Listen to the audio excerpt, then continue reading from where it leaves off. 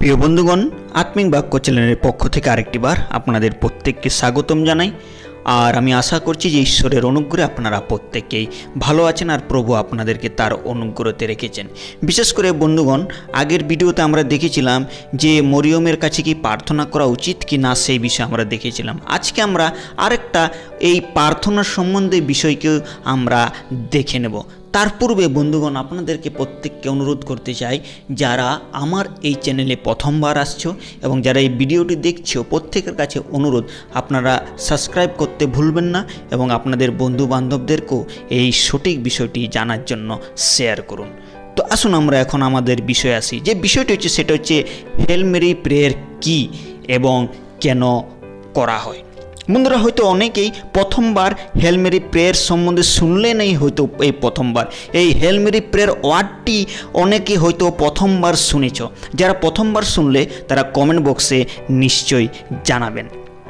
তো বন্ধুরা, হেল Mary prayer হচ্ছে রোমান ক্যাথলিক চার্চের একটা ফেমাস প্রার্থনা, আর তারা এই প্রার্থনাটা সব থেকে বেশি গুরুত্বপূর্ণ দেয়। আর এই প্রার্থনা তাদের কাছে সব থেকে মহান প্রার্থনা এবং এই প্রার্থনা তাদের কাছে এক বড় গুরুত্বকে নিয়ে আসে। কিন্তু বন্ধুরা, আজকে আমরা শিখব যে এই প্রার্থনাটা কি এবং কোথার থেকে শুরু হয়।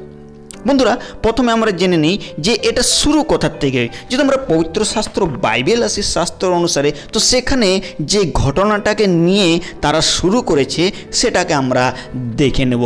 প্রভু যীশু খ্রিস্টের জন্মের সময় যখন স্বর্গদূত গাব্রিয়েল বিশেষ করে যখন কুমারী মরিয়মের কাছে দর্শনকে দেন এবং তার কাছে যখন প্রকাশিত হয়, আর সেখানে আমরা দেখতে পাই একটা শব্দকে ব্যবহার করা হয়েছে।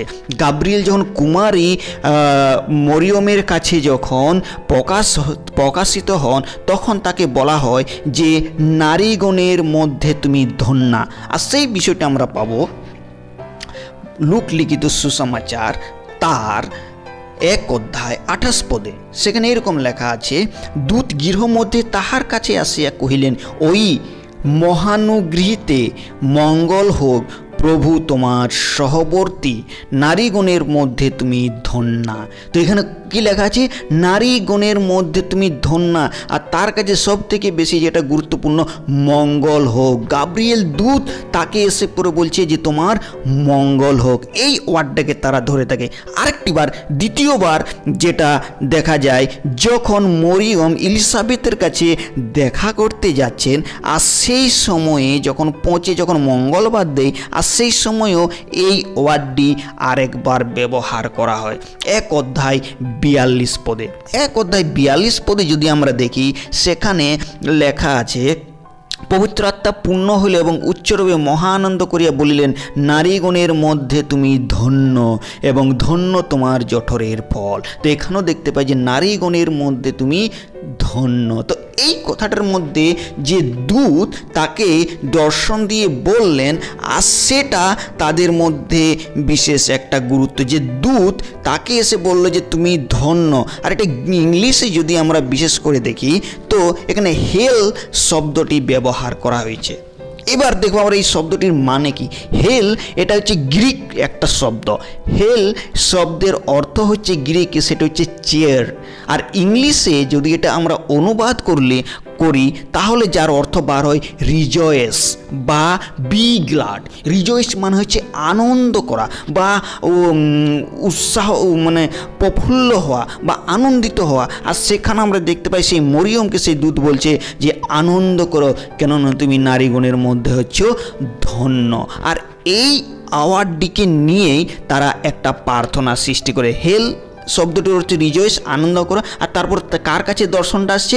মরিয়মের কাছে দূত এসে বলছে না, তো ওই জন্য মরিয়ম তারা যুক্ত করে দেয় মেরি। তো এই জন্যই পুরো শব্দটি হয়ে যায় হেল মেরি প্রেয়ার। এবারে প্রার্থনাটা কি, আসুন আমরা সেটা শুনি। কি প্রার্থনাতে লেখা থাকে এবং প্রার্থনাটা কি করেন সেটা আপনারা মন দিয়ে শুনুন। হেল মেরি, অনুগ্রহে পূর্ণ, প্রভু আপনার সাথে আছেন। নারীদের মধ্যে তুমি ধন্য এবং ধন্য তোমার গর্ভের ফল যিশু।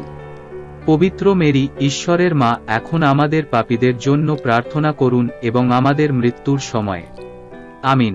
বন্ধুগণ, তো এখানে আমরা দেখতে পাই যে প্রার্থনাটা আপনারা শুনলেন, কিন্তু শেষ ওটা যে প্রার্থনাতে দেখলাম, হেল মেরি মেরি তুমি জগৎ জননী, তুমি নারীগণের মধ্যে ধন্যা, কিন্তু তুমি আমাদের জন্য, আমাদের পাপের জন্য প্রার্থনা করুন এবং মৃত্যু পর্যন্ত করুন, আমেন। তো এখানে প্রশ্নটা আসে যে হেল মেরির প্রার্থনাটি কি প্রত্যেকেরই করা উচিত, বা আমরা মরিয়মের কাছেই কি প্রার্থনাটি করব? কেন করব তার কাছে আমরা প্রার্থনাটা? পবিত্র শাস্ত্র বাইবেল আমাদেরকে শিক্ষা দেয় যে শুধু পাপ থেকে উদ্ধার মাত্র একজনই দিতে পারেন, সেটা হচ্ছে প্রভু যীশু খ্রিস্ট। তাহলে আমরা কেন মরিয়মের কাছে অনুরোধ করব যে আমাদের পাপকে তুমি প্রার্থনা করো ঈশ্বরের কাছে আমাদের পাপের জন্য? দেখো, যদি আমরা কোনো পাপ করি তাহলে আমাদের জন্য একজন ব্যক্তি রয়েছে যিনি আমাদের জন্য সহায় হয়ে রয়েছে, যিনি আমাদের জন্য অকালতি করছে, আর তিনি হচ্ছেন প্রভু যীশু খ্রিস্ট। পবিত্র শাস্ত্র এটাই বলে। আমরা যদি দেখি প্রথম যোহন তার 2 অধ্যায়ে যখন আমরা আসবো, প্রথম যোহন তার 2 অধ্যায় 1-2 পদে, তো সেখানে আমরা দেখতে পাই, সেটা ক্লিয়ার করব। প্রথম যোহন 2 অধ্যায় 1-2 পদ, হে আমার বৎসেরা, তোমাদিগকে এই সকল লিখিতেছি যেন তোমরা পাপ না করো, আর যদি কেহ পাপ করে তবে পিতার কাছে আমাদের এক সহায় আছেন, তিনি ধার্মিক যীশু। এটা সব থেকে বড় ইম্পর্টেন্ট। এখানে ক্লিয়ার করে দিচ্ছে পবিত্র শাস্ত্র বাইবেল যে আমাদের পিতার কাছে আমাদের এক সহায় আছেন, তিনি ধার্মিক যীশু। যদি আমরা কোনো পাপ করি, যদি আমরা কোনো অপরাধ করি, তো তার জন্য পিতার কাছে একজন সহায় রয়েছে, তিনি হচ্ছেন প্রভু যীশু খ্রিস্ট। তিনি আমাদের জন্য কি করেছেন? দেখুন 2 পদে লেখা আছে, তিনি আমাদের জন্য যেটা করেছেন, আর তিনি আমাদের পাপার্থক প্রায়শ্চিত্ত। তো আমাদের পাপের জন্য প্রায়শ্চিত বলি হচ্ছেন প্রভু যীশু। তা আমাদের যে পাপের জন্য, তার জন্য কার কাছে প্রার্থনা করতে হবে? প্রভু যীশুর খ্রিস্টের জন্য। কেননা তিনিই আমাদের জন্য জীবন দিয়েছেন, তিনিই আমাদের জন্য মূল্য দিয়েছেন, তার রক্তকে ঝরিয়েছেন, তার শরীরকে দিয়েছেন, এবং তিনি আমাদের জন্য ব্যথা বেদনাকে সহ্য করেছে, না কি মাতা মরিয়ম কোনো সহ্য করেছে। তিনি কিছু সহ্য করেন কষ্ট, কিন্তু তিনি আমাদের উদ্ধার করেছেন, সেটা হচ্ছেন প্রভু যীশু। তারপর যদি আরও দেখি, সেখানে লেখা যে শুধু কেবল আমাদের নয়, কিন্তু সমস্ত জগতের পাপার্থক। আর সেটাকে সমস্ত জগতের পাপার্থক প্রভু যীশু খ্রিস্ট।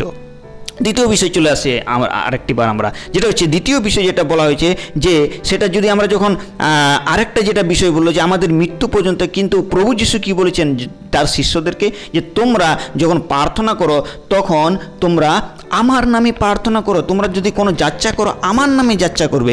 সেটা আমরা পাবো যোহন লিখিত সুসমাচার তার 16 অধ্যায় 23 পদে।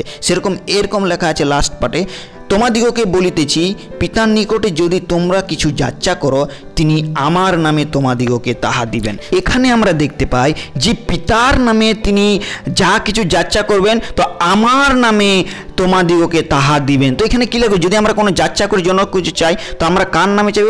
প্রভু যিশুর নামে চাইব, তাহলে তিনি আমাদেরকে দেবে। তো এখানে এই প্রার্থনাটা এবার প্রশ্ন উঠলো যে আমরা যারা পাপী, আমরা প্রত্যেকে কি এই প্রার্থনাটা করতে পারি? বন্ধুগণ, আপনাদের মতামত কি যে হেল মেরি প্রেয়ার আমরা কি প্রত্যেকে করতে পারি? আর যদি করতে পারে, তাহলে তিনি কি আমাদেরকে উদ্ধার দিতে পারেন, না প্রভু যীশু আমাদেরকে উদ্ধার দিতে পারেন? তো বন্ধুরা, এই বিষয়টি আপনাদের কাছে রাখলাম। আপনাদের মতামত কি? এই ভিডিওটি দেখুন, শুনুন এবং অন্যদেরকে জানান। আর এই বিষয়টি আপনারা কমেন্ট বক্সে দয়া করে নিশ্চয়ই জানাবেন যে আপনার মতামত কি এই প্রার্থনাটা করা উচিত কি না। আর আরেকটা বিষয় বলতে চাই আরেকটিবার, যে কে প্রথমবার এই হেল মেরি প্রেয়ার সম্বন্ধে শুনলেন, সেটাও কমেন্ট বক্সে জানাবেন। তো এই ছোট্ট চিন্তাধারা ঈশ্বর আমাদের প্রত্যেককে আশীর্বাদ করুক, অনুগ্রহ করুন। এই চিন্তাধারা আমাদেরকে আশীর্বাদ করুক প্রত্যেককে। আরেকটিবার জয় যীশু।